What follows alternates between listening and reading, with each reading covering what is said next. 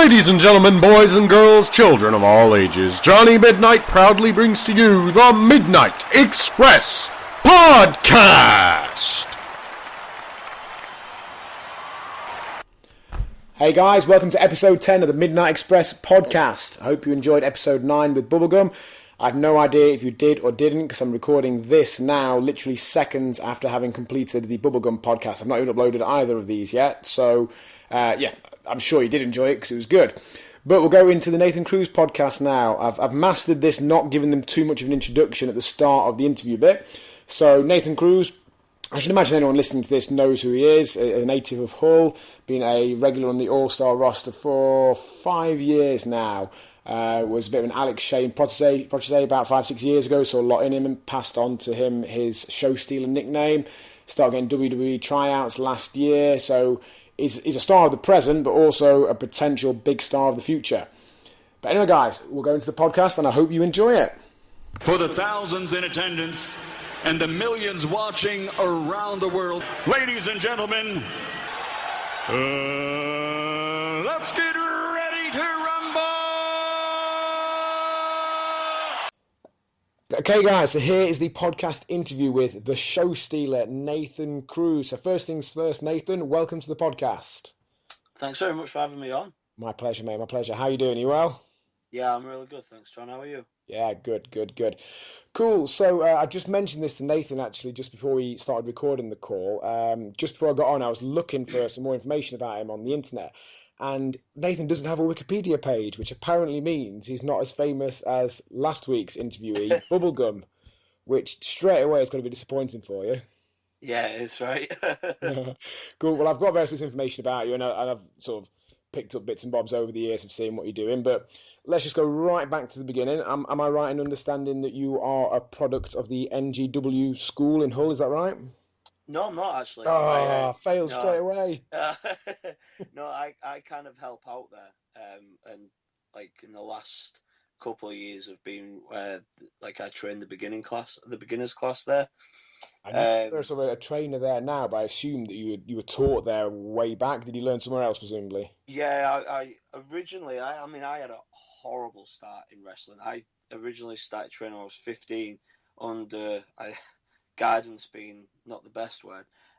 Someone called the Urban Warrior, who was out of Grimsby, and he started running a training school in Hull. Now, I was like young and naive. This was the first training school that had ever come to Hull or around the area that I knew about, and this was the chance to make my first big step towards achieving my dream. So I was like straight in at it, and then like after a year or so of being there, I just kind of realised that it wasn't quite what I thought, and I was hearing like rumors about this guy being a bit of a like a rip off, and I'm like, there's certain things that he was telling us, and like even I could figure out I don't think that's quite right, and eventually I ended up breaking away from there, and from there El Ligero kind of took me under his wing and started teaching me, and I went to all the various places that he ran like training sessions at around the country, and I started traveling with him. We started getting experience on shows. And that's kind of how I came in until 2010 when I joined the All-Star team. And that's when my training kind of really picked up, because I was learning so much from everybody in that team. So would it have been around about, what, 2005 for a guess then that you first started training? No, it's 2006. That's close. I'm getting better. Yeah, it was close. Yeah. I had my debut appearance on August 26th, 2006. But I think I had like 3 matches in that year. And then the following year I didn't wrestle that much until around August time when I started learning from Ligero. Cool. You are from Hull itself, presumably, so you used to transport up to Middlesbrough to learn? To Leeds, yeah. To Leeds, right. Yeah, literally anywhere he was running a training session. Like I'd get the bus to Leeds and then go wherever he was going to run a session, or where we'd be wrestling the show together or whatever. Okay, so we've got El Ligero to thank then, have we? Yeah, we have. Yeah, he's responsible for inflicting me on everybody and annoying everyone. Funnily enough, I messaged Ligero pretty much the same time I messaged you and a few others about coming on the podcast, and he pointed out that it wouldn't be the most scintillating of podcasts, because his reply to every question would just be El Ligero. Sí, sí, El Ligero, yeah, sí. Just do that for an hour. Yeah, right. Cool. So yeah, you obviously now prior to the All Star, you said you started working for All Star in 2010. I remember you were part of the relaunched FWA in 2009, weren't you? Yeah, I was. Alex had kind of took a shine to me and brought me on there was they called the underground shows, I think there was at first, like the second card that would be on in the afternoon, Hmm. and then later on was like came. But I think by the time I became like a point where I made an appearance here and there on the main shows, it had kind of like already fizzled out and was starting to die down at that point. Am I right in thinking? I think I only did the two FWA shows. The first one was me and Rampage Brown in a dark match, if you will. The Yeah, second one, I was on the underground show in I think it was called an Unsigned Rumble. yeah, You that were was in it. that, weren't Andre you? Unsigned, that was it. Yeah. Yeah, yeah. Cool. So probably even prior to that, then, if memory serves me correct, obviously I said Alex taken a bit of a shine to you, and he'd chosen to pass on his show stealer name to you, Yeah, and he lost that to you in a feud in NGW. Was that prior to the FWA relaunch or after that? that was after the FWA relaunch because at this point Alex wasn't going to get back involved in wrestling. Then he decided he wants to do the odd match here and there, and then he was like, "Oh, well, I've got this new gimmick I want to do, Hmm. and I want to pass on that name," and that's how that all came about. Yeah, makes sense to be honest. The amount of time you see people change something about their act, something that has some degree of value, and they just often drop the old bit. I've seen guys turn up for shows having had all their hair cut off, and it's like Yeah, yeah, that should have gone in a hair match, or yeah. It could have been an angle, right, or something exactly. So crazy. Alex there didn't want that name anymore, but it made perfect sense that someone should benefit in whatever capacity they could, and obviously you did at that point. I think it helped put a bit more of a spotlight on you, particularly back then, didn't it? Yeah, it did, especially as far as like outside of All Star, working some of the other independent shows across the UK. It kind of turned a few heads. I was like, people who liked Alex or had booked Alex was like, oh, well, if he's passing this on to him, maybe we should contact Nathan and see how we could sort things out. And that's kind of where that came from, and that's how I started getting my name about on the independent scene, whilst working so frequently for Brian as well. Oh, good stuff. So just to recap, so to sort of tie up the FWA side of it, I can't really remember. Did you do anything particularly within that, or was it just a handful of shows before it started to wind down? It was there's a funny story actually attached to that. I was not a part of the agenda storyline that was going on there. I wasn't supposed to be a part of it. I was supposed to have my separate thing going on and get involved in the main show just to kind of screw Alex over of his victory. But then at the end of, I think it was at their Nottingham show, they had the agenda was supposed to come out onto the stage and all stand there with the right arm raised doing the pose. And Dave Mastiff comes into the back. He's like, he needs all the villains that have been involved in the main event to come out and stand on the entranceway. And I went, oh, I think he just means this group. He was like, no, Nathan, he needs you. He needs you out there. I was like, you sure? He was like, yeah, yeah. So I go out with the agenda. I'm stood on the entranceway for the big like storyline blow off. And I'm stood on the stage raising my hand while Alex is in the ring. Like, I just see his eyeballs start to explode out his head. And it's like, shake. He's like, no, no. I'm like, well, fuck it. I'm here now. Once you're So there, yeah. I've got to go along with it, right? And then after we came back and they explained what had happened to him and Dave, had my corner.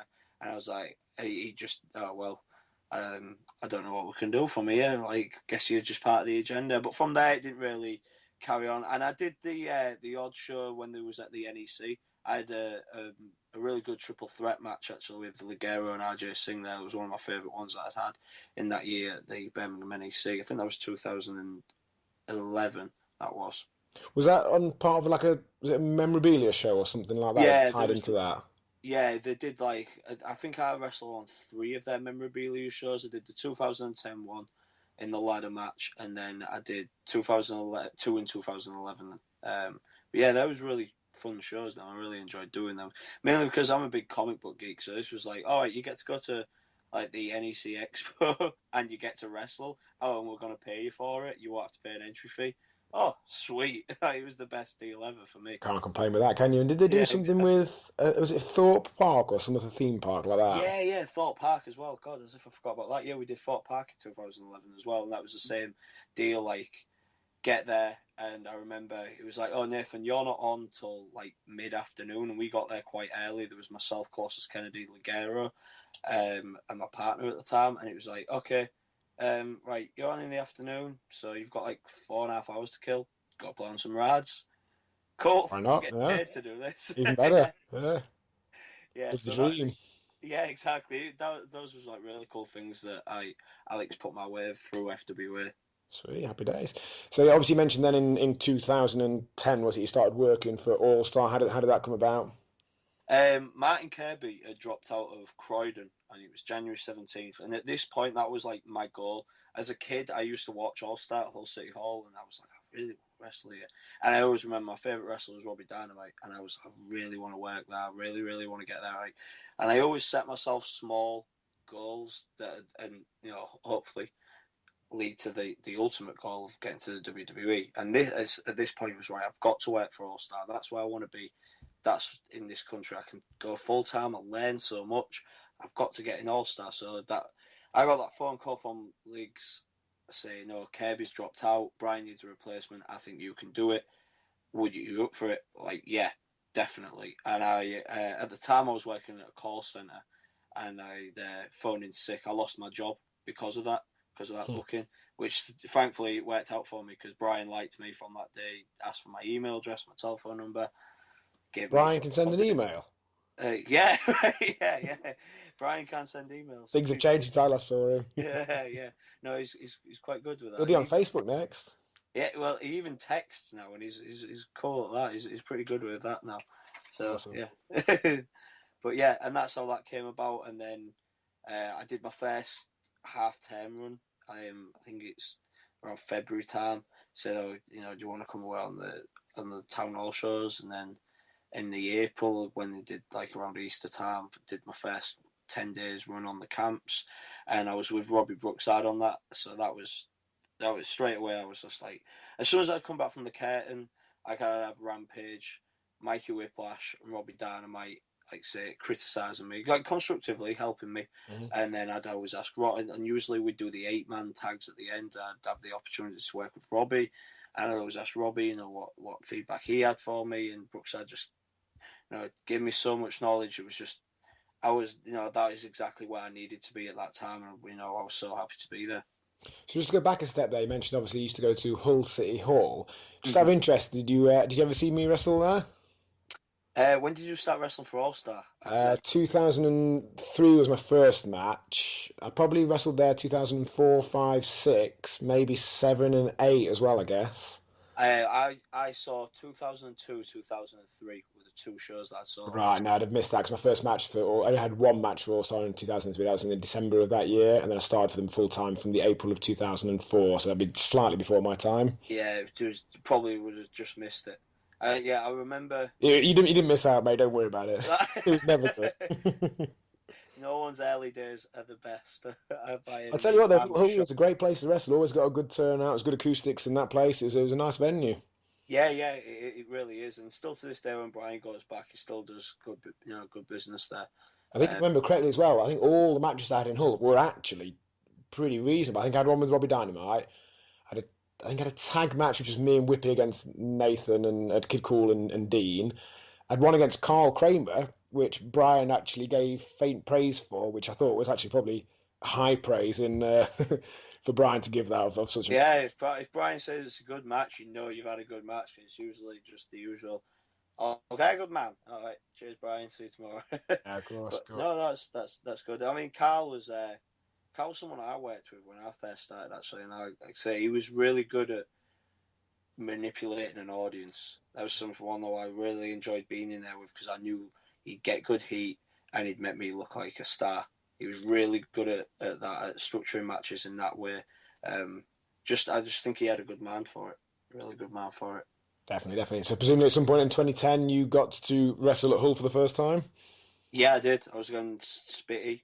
And that was just like one of those moments. Like I come out and I was like, wow, 7 years ago, or whatever it may be, 7, 8 years ago, I was sat right there. I could see the seats when me and my best friend had sat, and now I'm wrestling here. It was a kind of a full circle moment. It was really cool, really good. And I've been there obviously a few times now.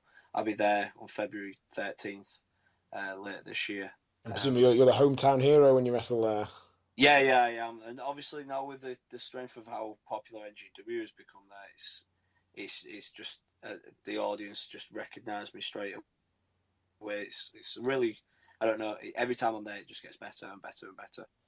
Happy days. Funnily enough, speaking of hometown hero, the amount of times I've been a hometown hero for Brian and for Ian McGregor and stuff like that, and I think only one case was actually in my hometown. Yeah. I remember once, it's probably actually my most star-studded match. It was me and Stu Sanders, now Wade Barrett, versus Carl Kramer and Sheamus. And we were in Cheltenham, and he announced me as being from Cheltenham. So when we were doing signings afterwards, about 10 people came up and went, "Whereabouts in Cheltenham do you live?" And I was like, just outside Cheltenham on the way to Gloucester." Yeah. That'll do. I just remembered Cheltenham and Gloucester being the building society from however many years ago, so I assumed it was nearby, and that was a sufficiently good answer. Another funny thing about that match, actually, looking back in retrospect, I remember turning up, and at that point, Stu and Sheamus had only just come on the team. So, at least in my mind, I was the more experienced member of the team, at least in an all-star perspective. Yeah. And I saw on the bill, it was main event, Sheamus and Carl Kramer versus Stu Sanders and mystery guest partner. And I remember saying to Brian, I was like, "Brian, why am I the mystery guest and not this guy?" Yeah. This guy, of course, goes on to become Wade Barrett, who's like 5-time Intercontinental Champion, multiple-time challenger for the world title. So, in retrospect, probably a call on my part. Yeah. He's just a spectacle to look at as well. Like the size of the guys, like 6'5", like 230, something like that. I mean, that's the thing that makes you realise how big some of those boys in WWE are. Because I've actually got that match on video. It's on YouTube, funnily enough, and it's the one that if people ask me about wrestling, I always point them to because I beat Sheamus in it, which to the average person just watching is an amazing thing to be able to tell them. Oh yeah. And both of them absolutely dwarf me. I mean, I'm 6 foot, nearly 6'3". Both of them have got a good few inches on me, and clearly just a lot bigger boys. And then you watch WWE, and they're not small. Obviously, they're still big lads, but they're not anything particularly out of the ordinary. Yeah, exactly. In that environment, it is land of the giants, and I've realised that when I've been there a few times. Yeah, definitely cool. So you obviously started working then regularly for All Star, and I think I only ever saw you on. Yeah, I was working regularly for All Star up until about 2008. Did a handful in 2009. I only had one match for them in 2010 in the September down at Cannock. It was me and Madman Manson, and I think you were on with Dean first. Is that right? Yeah, I was, and Dean had those awful pink pleathers on. Yeah, we did, didn't he? Yeah, he did. Yeah, I remember that show. Yeah, I remember all the boys watching from the back, and now I realise why. Because watch Pete's feathers. It was a good match from what I remember, though. No, yeah, Dean's one of my favourite opponents.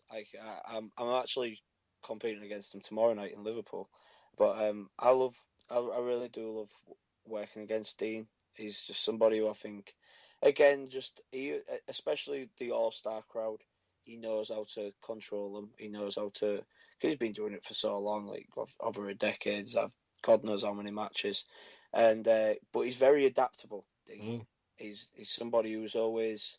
I think he doesn't really get complacent. Like if he gets a bit bored of what he's doing, I think in his mind he thinks the audience is going to get bored of what he's doing, so he comes up with new things and stuff like that. He's just really good at what he does, and he's got a really smart brain, I think, for wrestling. Definitely, you do well to have a bad match with Dean, and actually I might use this opportunity after I'd finished the podcast with Dean. I remembered a funny story involving him, which I thought I'd try and get in at some point.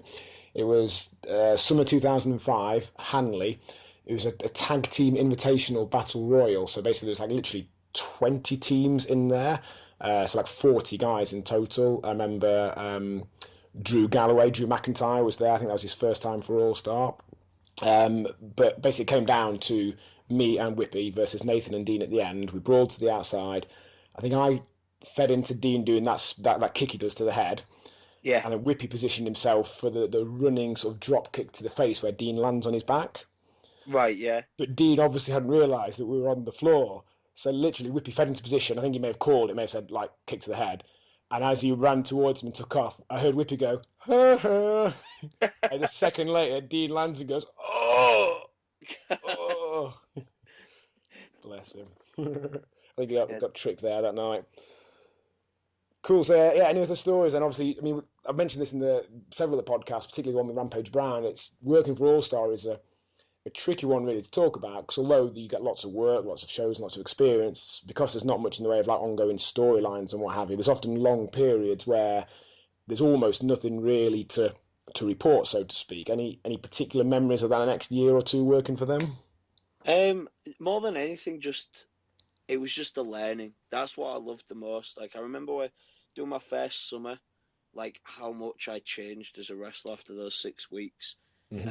Just being able to sit down with my camera with Robbie Dynamite, someone who was a childhood hero to me. He was my favourite British wrestler, and now he's helping me and I'd get in the ring before the shows with himself and Whippy. Whippy spent a lot of time with me, and Rampage. I can't thank Rampage enough. Like, he was the first one from there who kind of like took me under the wing, started teaching me a few things, became like my friend. And I'm really close to him now. It was just something that was brilliant about that.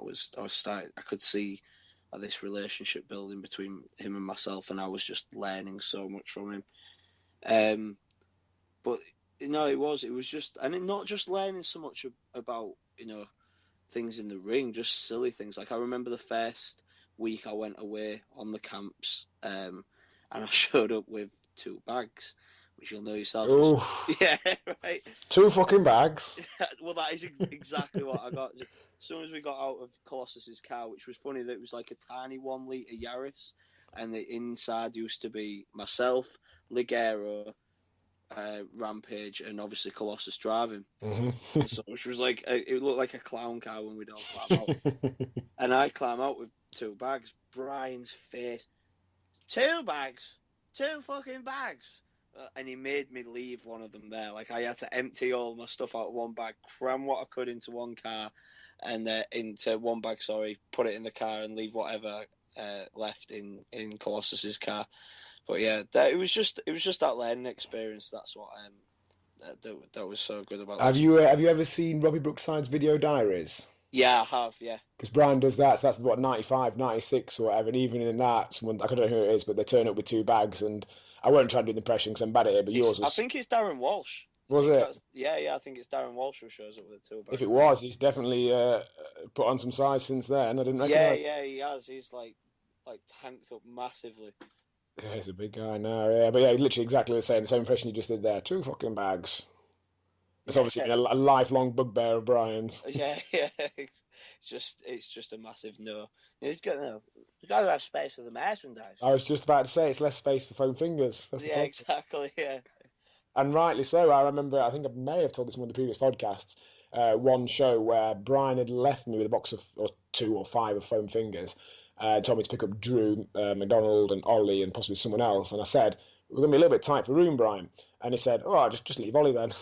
Did he bump him off? Did he actually bump him off? I think we managed to squeeze us all in the end. But to Brian's mind, and this makes perfect sense as a businessman, it was more important to get the foam fingers there than Ollie.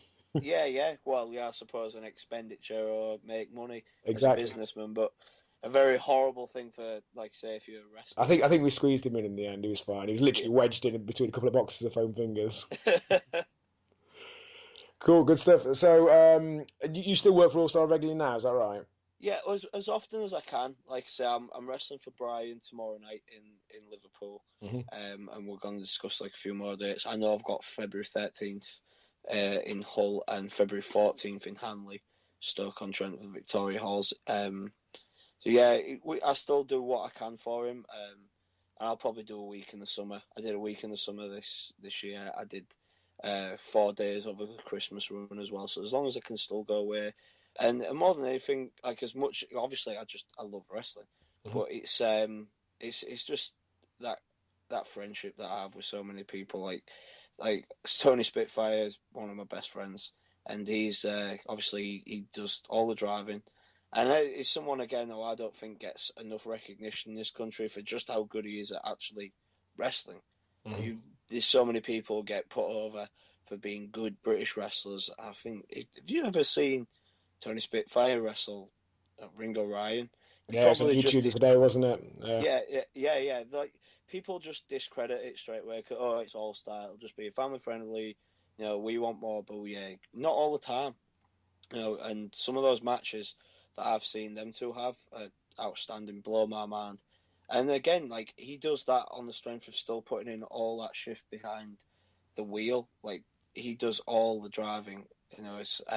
He's been fortunate actually since Joel Redmond's come back from NXT, because he started doing a stint of the driving. But before then, once Frankie Sloan left the team for a good 2 years, it was just Spitty doing, and literally in a week over 1,000 miles. Yeah. When he's away for the summer. Just how he did it, I don't know. It's just mind-boggling. And you hit the nail on the head as well, saying about British wrestling there. I think both Spitty and Ralph are some of the prime examples of actual British wrestling, as in the British traditional style of wrestling. Yeah, definitely. There's lots of the great wrestlers in Britain, but they're not necessarily British wrestlers. Yeah. Exactly. That's what I mean. Like, as far as traditional hold for hold wrestling, I don't think there's any better in this our modern era, that is, that can do that than them two. They're brilliant. Their matches are. There's a couple that are on YouTube, and I must have watched. There's one in particular at Skegness that I've watched of theirs countless times. Just when I've been, I wanted to learn, a different hold, different way out or something, and I just watched that and rewind how they did certain things. They're really good. And Spitty again is someone who's taught me a good few wrestling holds, or a few old school wrestling spots that he knows. He's really, and same with Ralph as well. He's calling Ralph, that isn't even his name. No. just a nickname he's managed to get himself. I've only ever known him as Ralph. I don't know what his but name is, primarily because that's what he's. He's not called that on Facebook, is he? He's called Ringo Ryan on Facebook, isn't he? Yeah, he's and Ryan Ambrose. Yeah. Ralph was just because James Mason thought, "Oh, you look like a Ralph." Yeah, So he called him Ralph. Like a Ralph. But yeah, he taught me a lot as well. I remember him getting in the ring with me on a couple of occasions and just teaching me a few holds or a few reversals out of something that you can start using. And again, like, to me, there's no one better than them two. They just know their stuff so well. I've actually had Ralph on the podcast. I messaged Spitty about it as well, but he's not keen. Yeah, doesn't feel it's the right. Yeah, I think it's more because he says, like, a lot of the stories that he'd want to tell probably couldn't. He could still tell them. It doesn't mean necessarily it'd go down well with some people, but he could definitely tell them. Yeah, I don't know. I think he just doesn't want. And to be honest, that's actually a big part of what I'm doing with this podcast. I've had a couple of people message me about some of the previous podcast interviews, or they've put something on the page about why didn't I ask about this, or why didn't I cover that. And this isn't a shoot interview. No one's getting paid for this. I technically lose a little bit of money because I have to host the website and all that sort of stuff. I want whoever's coming on it to feel comfortable and come on and talk about whatever they like, say whatever they like. If they want me to edit and trim bits out of it, they can do. It's not there to ask them the difficult questions. It's there just to have a bit of a chat and what have you. And if people listen to it, then bonus. Yeah, exactly. That's I think that's how these things, the better ones, are done. Like, people just talk, and they talk about their experiences within wrestling. And obviously, the more experienced guys do the better podcasts, such as Rampage Brown, Frankie Sloan. They've got some brilliant stories from the things that have gone on over the years. Frankie, have you not listened to Frankie's podcast? He couldn't remember any of his stories. Oh, couldn't he? He kept going, so I'm sure I did something funny with no, it'll come back to me. But yeah, I've heard some cracking stories from Frankie over the years. Yeah, Frankie's one of my favourite people to be around, and it's quite funny because this past weekend actually I debuted for 4FW, and Frankie was an agent there, and he was doing a training seminar next day. So we spent we travelled up together, and we spent the evening together in the hotel that we shared, and of course sipping on his favourite bourbon, Jack Daniels. Of course. And I don't know. I love spending time with him because he's such an entertaining person. But I always see how much he loves wrestling, and again, it's something that makes me laugh because when we first met, he didn't like me at all. I've heard that. Yeah, he really. He was just. he just couldn't get his head around the fact that this 20-year-old lad, instead of going out and getting drunk with the boys, was staying in the chalet. And I've got to have my cottage cheese or my cashew nuts or whatever it might be, and watch me telly, watch me match back, get me sleeping. At that time, that's how I did things. I think that's why Rampage liked me so much, because obviously he's that same type of mentality.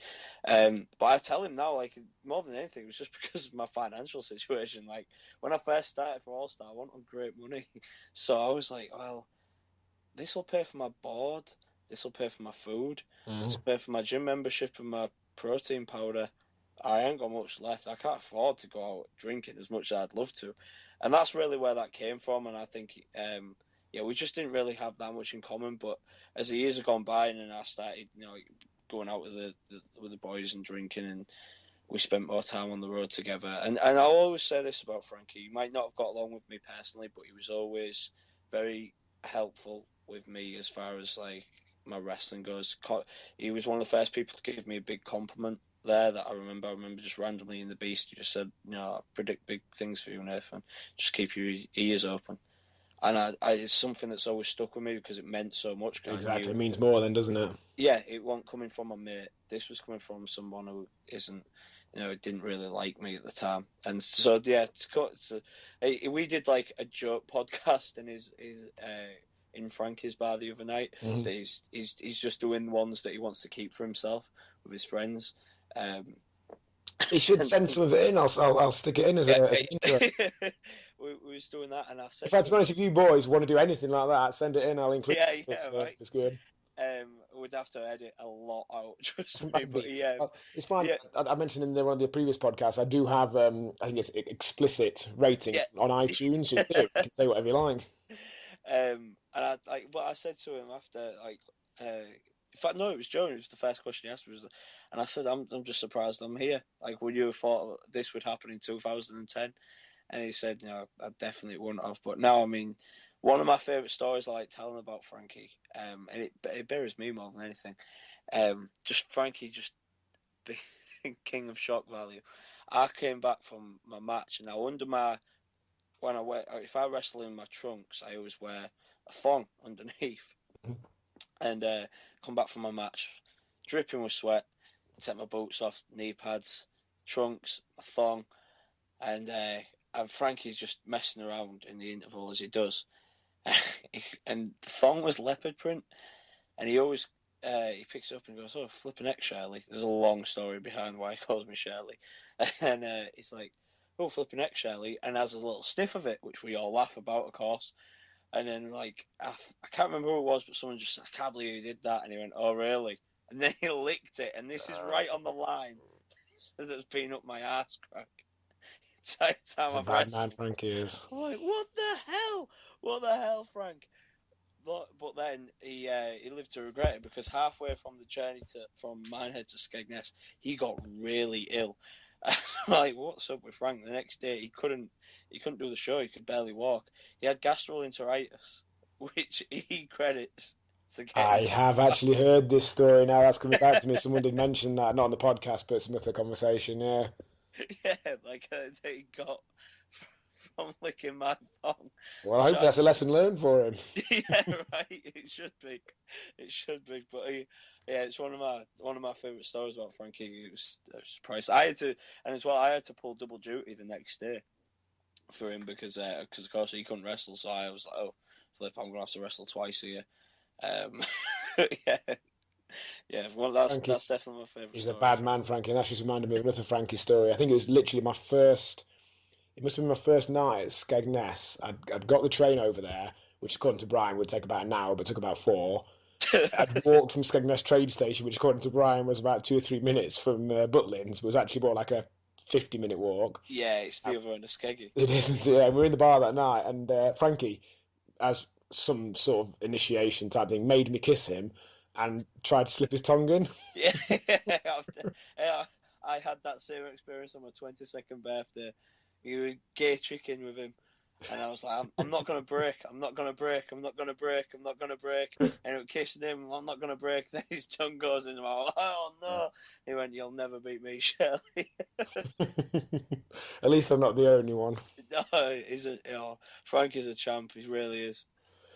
Cool. So, obviously, you mentioned you're good friends with Rampage Brown. I actually remember that showed in that September 2010. A couple of the boys, I think it maybe Dean and whoever else, joking about you two had recently become gay lovers. Yeah. That was everyone was like giving us banter for that because we'd become such good friends. I just think it was because when I first joined All Star, of course, it's quite daunting at first when you're the outsider coming in, and Ollie was the first person to kind of like, I don't know, just it opened like a friendship to me, and I admired his work, and I still do to this day. I'll tell anyone who will listen that I think he's the best wrestler in Europe, and I just blowing smoke up his ass. That I genuinely think that. I agree. Yeah.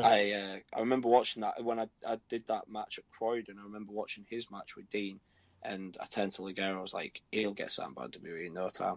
Surely that following April. I was going to say that was not long because if you had your first match with them in the January, you got signed in the April and headed out end of that year. Was it December or something? Yeah. I remember when he left as well. I was on a coach journey back from Mansfield, and I stopped over in Leeds, and I met up with him because I knew, last time I was going to see him until I didn't know how long. It was quite emotional. I remember. I think I'm really going to miss him because, especially like I say, when I joined All Star, he became like a big brother figure to me. He really helped me under a lot in the ring, but again, being on the road, like, okay, like this is how you can get this meal in at this time, and this is how you can get this amount of that things that you might not think about, but when you're traveling, you're having to eat out of service stations and stuff like that. It really is like hard to stick to a diet, and he get me out of bed because we're going to the gym. And I'm flipping heck, I've only had like 5 hours sleep. Ollie, get your ass up. You know what I mean? He'd motivate me. He'd train with me in the gym and gave me so much advice on that as far as getting my physique better and building up. He's just, I can't say enough good things about him. My favourite match I've ever had, and quite a few of them actually. I remember in 2010, me and him did the last tour of Ireland.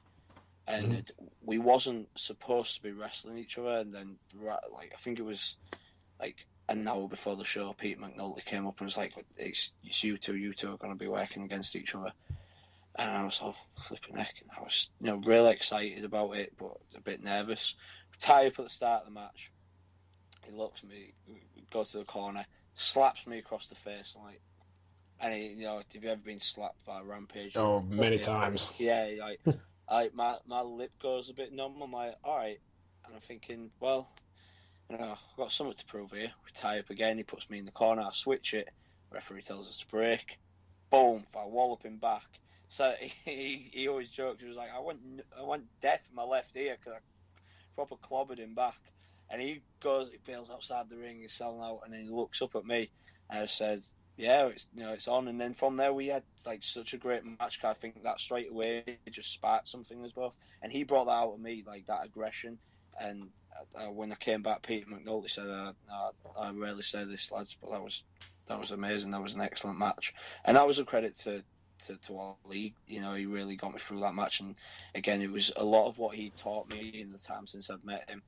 And then when we got to, I always felt like I had to thank him in some way for that and for everything that he'd done with me. And at the time, 2013 it was, I was working a lot with Progress Wrestling at the time, and I could not for the life of me, could not understand why they're not booking Rampage Brown. Like, he's the best wrestler in Europe, and he's one of the most aggressive wrestlers I've seen. This adult drunken audience will love him. He's a beast. Like, this is what they want to see. And it came to a point where there was like an open invitation, and I just said, who do you want to wrestle, Nathan? And I was like, please, can I wrestle Rampage Brown? Like, so I want, like, I guarantee you will not regret. You will love him. All right, yeah, cool. So they took it on my recommendation, and I think they'd seen a few bits of him like on YouTube, but not a lot of his stuff was on YouTube at the time. And he came in, and that match is online. You can still watch that if you just search Nathan Cruz Rampage Brown. It's like the first one. It's the free match from Progress, the full match, and it's still to this day one of my proudest matches. Like, it was me being able to show him like I've learned this much from you, and I've also learned a bit more from other people. I'm not saying I'm as good as him, because I'm not, but it was just something where we could really like get stuck into each other to the point that Ollie knocks me out with the fist. There's like a point where we're trading like headbutts, and legit we're just nutting each other, and then he pulls me with a short arm clothesline, boom, knocked out straight away. I feed up, take a second one, I was like out. But then we still did another like 5.5 minutes of the match. I'm just going off my feet. The stuff like instincts. But I love wrestling him. Anytime that I get to step in the ring with him, I just love it. I agree, definitely. Some of my favourite matches are against Rampage, and there's one on YouTube actually, which me and Ollie spoke about in the first podcast. So at one point he nearly kills me, and actually it was entirely my fault. I was positioned wrong, but essentially snapmares me over the top rope, so I land on the floor, nearly breaking my hip. And then we roll back in the ring, and maybe it's a little bit later in the match, actually, we start exchanging headbutts. And it's one of the few matches my girlfriend's watched. She watched it on YouTube with me. And I remember her actually saying, "Oh, that looks painful. How did he stop that hurting?" I was like, "He didn't. He was just headbutting me." Yeah, he's so she's like, "No, really, what was he doing?" I went, "No, he was just headbutting me. It's not a joke." Yeah. Quite a few people he's done that with, and I was adamant. I'm so stubborn. Like, just in my head, I'm like, the point was that we was going to trade nuts, and then we was going to go into a forearm exchange. And in my head, I am not throwing the first forearm. I will nut until I'm literally out.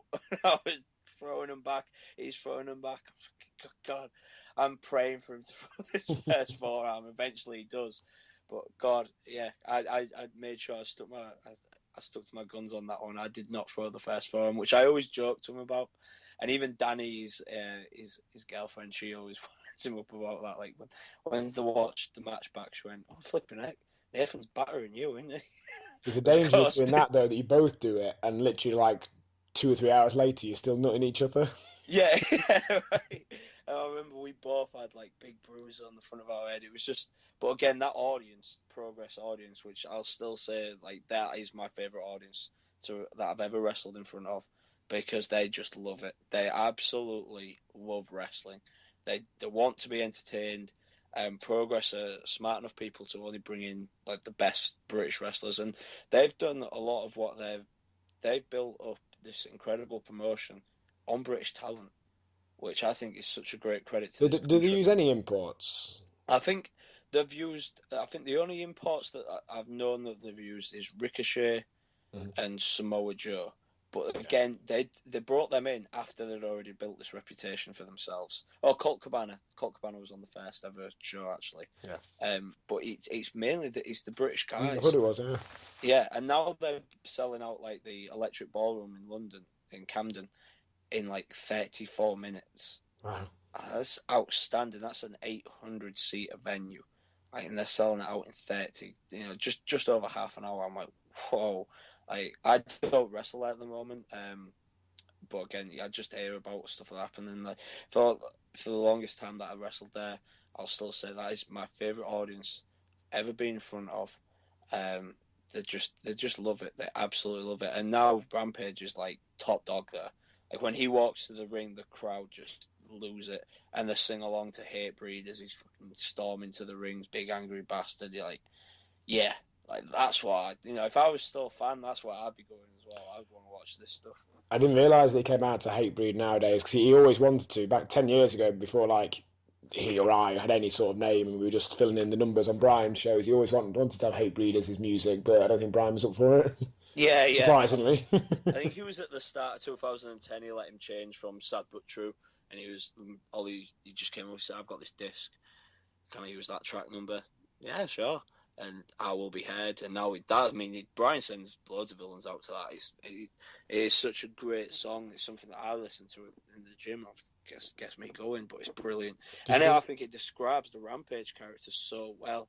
Like, it really is. But yeah, I know he gets a big pump off it as well. You see him just before he goes out, he starts snarling, banging his head to it. I'm like, when you're just looking at someone, you're about to go out and wrestle them, you're like, I'm a little unsure about this.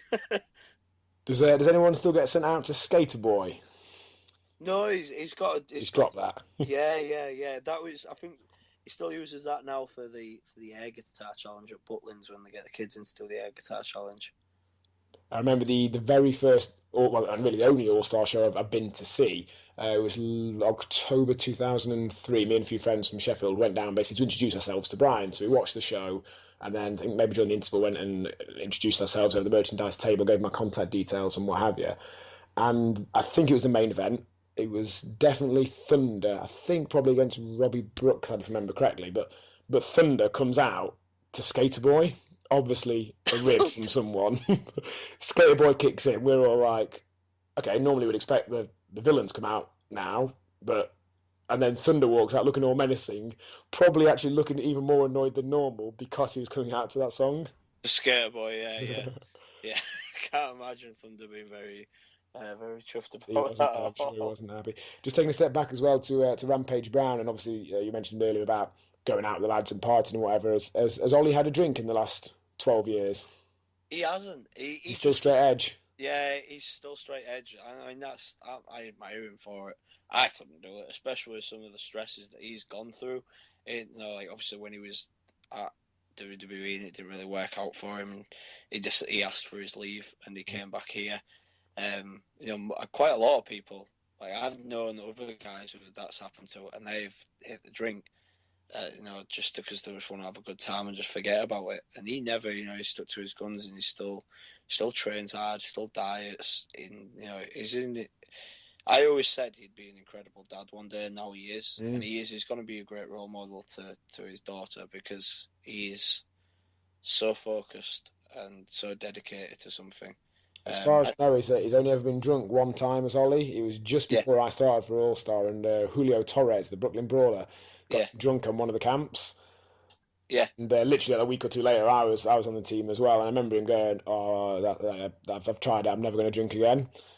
Yeah. And everyone goes, "Yeah, bullshit." But no, he was right.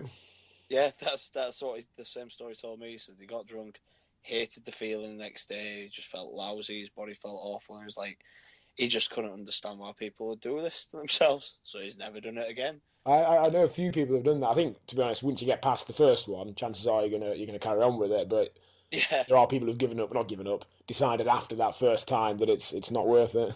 Yeah, and that's basically what he did. And like I say, stuck at it, and good on him, to be fair. No, fair play. Yeah, if the fact that he made that decision on his own and he's wrote it out, and especially in wrestling, it is very hard to not, because when you go away, you want to have at night, you do want to relax and have a laugh with your mates, and usually get a bottle of JD or whatever it is, or have a couple of beers, whatever tickles your fancy. But yeah, that's usually it goes part and parcel when you're traveling. But he's always stuck by his guns. And he must have saved a lot of money by not drinking as well.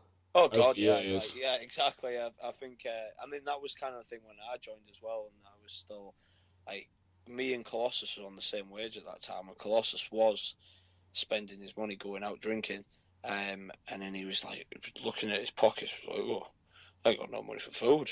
Now I'm sat there like, well, at least I could afford my packet of chicken. And presumably he needs a lot of food as well. Yeah, he does. Yeah. Colossus was. There's someone else I miss so much. Like since both him and myself have gone part time. He went part time a year before I did. He got a day job again, just because he got a house and he got a new car, and he just couldn't afford it off wrestler's wage, unfortunately. Mm-hmm.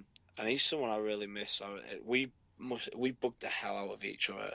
I remember in 2010 and 2011, I saw Colossus Kennedy more than anyone, like more than my friends, my family, my girlfriend at the time. I spent so much time with him, and we was by the end of like 2011, God, you could tell like we was sick of each other. But it was again like it wasn't a case of like we're sick of each other in a malicious way. It was just like, oh God, it's just your mate, and you spent so much time with each other, and you wind each other up, and you just need a break from each other. And we just didn't get that break from each other. It was just okay, and obviously both is living in Hull. In the summer when Brian got the Havens, So he started doing the different camp runs. So okay, it was me, him, and Ligero in 2011 and 2012 would go to each and every single one of the runs. So Cornwall, the Butlins run one week, then you did down in the Weymouth run, then you do the Norwich run, you do all these different ones. And the North Wales run, which was absolutely exhausting. I was on the Thursday, you do 3 shows a day, and every other day was a double. And like you spend all this time together, and of course it was, but it was funny. And now I look back on it, and those were such good times. We had such good laughs.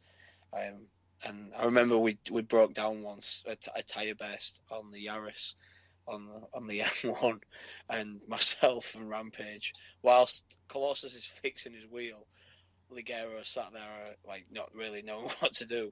Me and Rampage got one of Ligero's masks and ripped it up at the side of the motorway, lobbed it into some trees, and he was like, "Oh, cheers, guys." So it was just out of random boredom.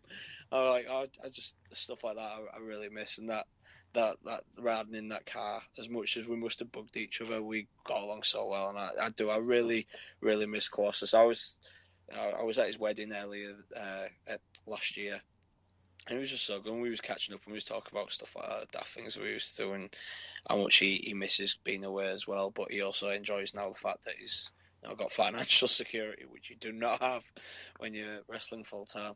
No, of course not. Cool. We've mentioned a few times about WWE. I mean, from pretty much the first time I heard your name 5 years ago, whatever it was, there was talk of you being a potential future WWE employee. You mentioned obviously Frankie called it, Alex Shane called it, and I understand, was it last November or maybe even earlier last year, you were definitely at the WWE show. Did you have an actual tryout?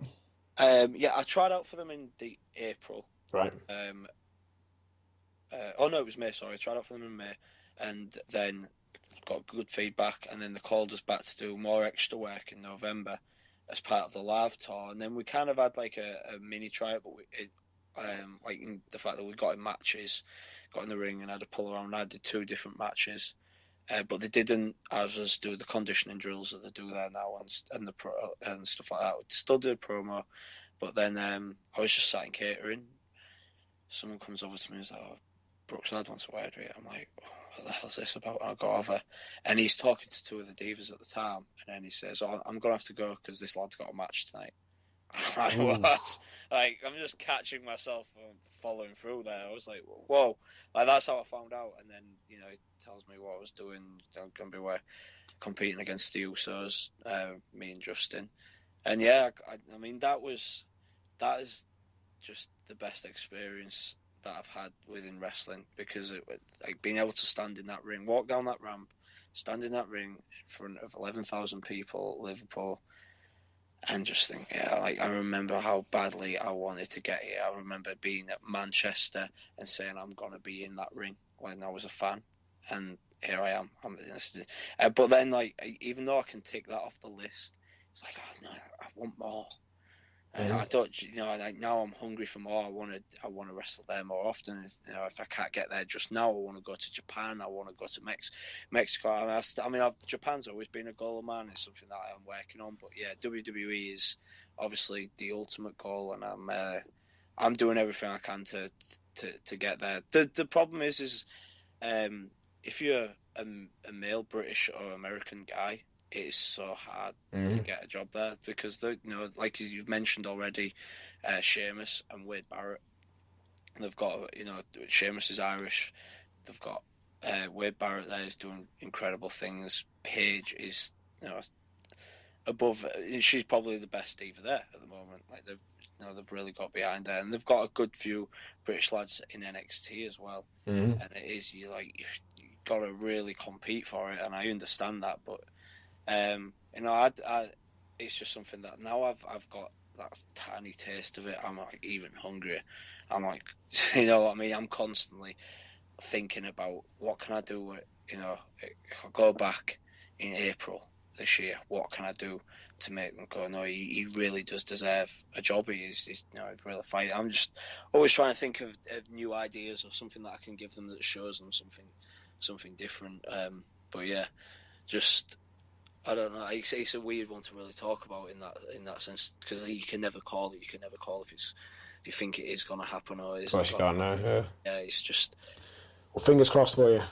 Yeah, I've got everything crossed. You just reminded me there. One of my not disappointments, but one of the things I was a bit disappointed in my career is when I had my first WWE tryout with Rampage Brown and a few others in November 2005. On the Monday night, I think it was, Chris Gray from Leeds, Tommy Taylor from Leeds were involved in a tag match on maybe Heat or whatever it was called back then.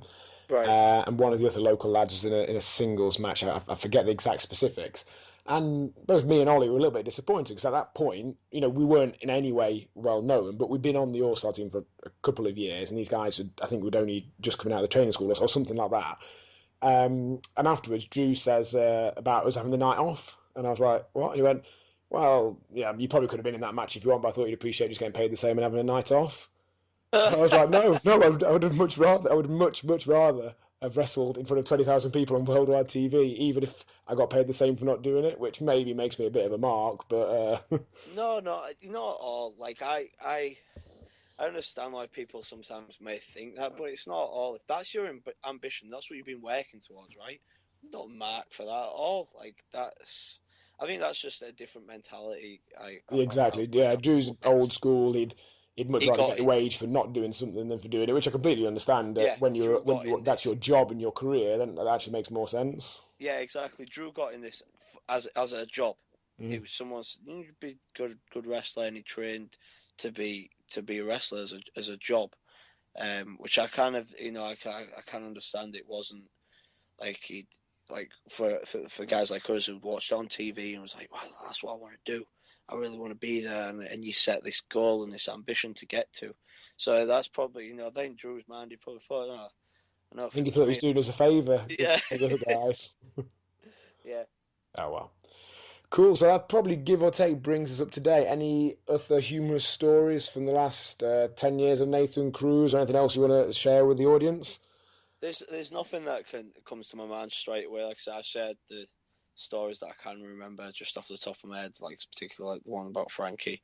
That's usually they're the ones that come to my head. And there's been like the odd few ones with Spitty, but I wouldn't ever want to say them without. I've just had an idea. I've been talking to Dean Normark on Facebook a few times, and he said about potentially doing a follow-up podcast, and I said about maybe doing a group podcast with, say, him and Frankie and Ollie, etc., all at the same time. What would actually be even better, I might just turn up at Butlins one day with my recording equipment and a bottle of Jack Daniels and that would be outstanding. Just see what magic takes place. That would be absolutely brilliant. You'd have to let Frankie know about it so that he could make sure he's there, of course. Yeah, to make sure Frank's there. But yeah, that would be great. I think you'd get some good stuff out of that. I might like a lot of editing, maybe. Good stuff. Cool. I think we've covered everything there. So hopefully you guys that listen at home enjoyed that. Nathan, thanks for your time. Oh, thank you very much, John. Cheers, mate.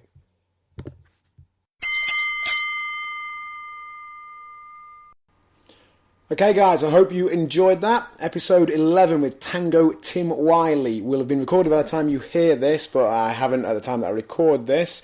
So it will be out next Monday, which is the 9th of February.